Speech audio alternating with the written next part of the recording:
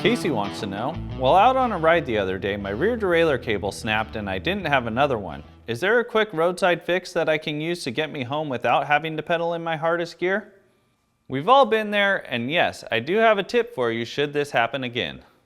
The first thing you'll want to do is release all the shifts from your rear shifter. Be sure to pull on the cable as you do this so the cable doesn't bind up inside of the shifter and lock the shifting mechanism in place. Once all the shifts are released, go ahead and remove the cable from the shifter. After the cable is removed, remove the other broken part of the cable from the rear derailleur. At this point, you'll also need to remove the last section of housing from the derailleur and the cable housing stop. Once that section of cable and housing is removed, grab the section of cable with the head still attached and pass it through the barrel adjuster or housing stop on the rear derailleur until the head of the cable stops.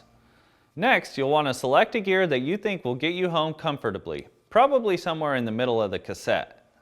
Once you're in the gear that you want, simply anchor the cable onto the derailleur with the cable fixing bolt. Once it's in the gear of choice, you can use the barrel adjuster to fine-tune the derailleur in that gear to eliminate noise and keep the chain from wanting to skip around between gears.